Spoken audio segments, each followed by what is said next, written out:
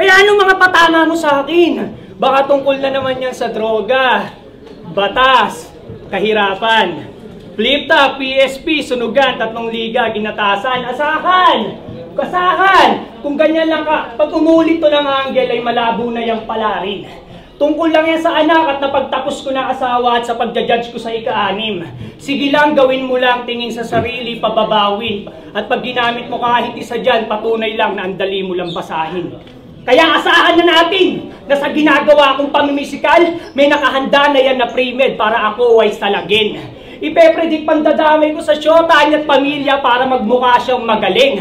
Samantalang ako, kahit ipredict mo ko ng ipredict, wala akong pake. Kasi ikay mahina lang mamen. Sa madaling sabi, wala akong takot sa mga kaya mong gawin. Bita ito sa akin, kasi style nito, mandadamay. Yan ang madalas pang kitil niyan. Pinapatay niya yung kalaban habang may nadadamay na sibilyan, tapos bigla yan nagagalbars. Anong akala mo appealing? Astang mataas yung ranggo, kaya ba nga nabot siling? Kaya pakipihit, masisilip, makikitid, lumagay. Kung walang isip, mapaisip, manahimik ka na bay. Manatili ka sa gilid, huwag pigiling sumabay. Ang nanggigil pa sa gigil, huwag pigiling umaray. Kung panay hirit lang ng hirit, painitin sumakay. Kung panay gimmick lang ng gimmick, aking ihip tumangay. Hulma ang bawat titik, to'y maiging ginamay. Gamit tugmaan na malinis, siya'y malinis pinatay. At yak sa dala ko na bars, pati kumpiyansa mo guguho, kaya sige. Gamitin mo na yung connection mo sa urado. Ako'y malabo diyang mataranta. Bagkus, lalakasan pa. Di lang babalatan, wawakasan, masasalanta, mag-hokus-pokus man tumatik. Ika'y papalagan niya. Sige, gumamit ka ng magic na masabi nasa lamang ka. O, hokus-pokus, magic, sa lamang ka. Uuwi kang luhaan, wala na mahabang diskusyon. Dahil ang talunin mo ko dito ay isa lamang ilusyon. Kasi anong plano mo?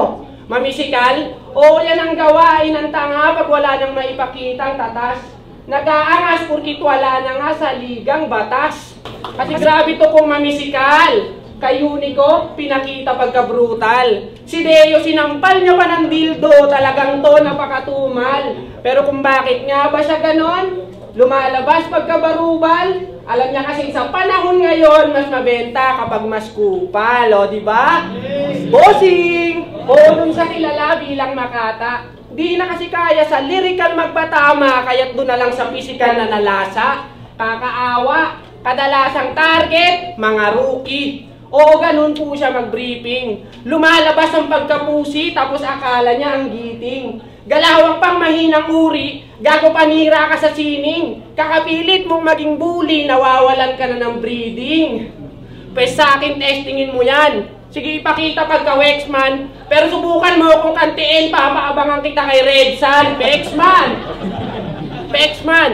Kasi ibahin mo ko sa mga nakalabang makukupad, mga barako at ulat, kayang-kaya na bumuhat, panigurado na gugulat, kasi kung di lang din susugat, ako'y hindi na rin susulat. Determinasyon ko'y walang katulad, ngayon mo yon masusubukan. Kasi ang rap di susukuan, kada battle magbubuhusan, kalaban pagpupukusan, kailan may di magtitipid, ako'y hindi mauubusan o di mauungusan. Kaya't di nagpakachilax, hinarap to kahit mahirap, hanggang papel nito'y pilas, resulta ng pagsusumikap. Kung tingin mong di pa rin likas, yung mga barang na hagilap, gawin ulit natin to sa Pinas, magdurugan tayo sa flip-top.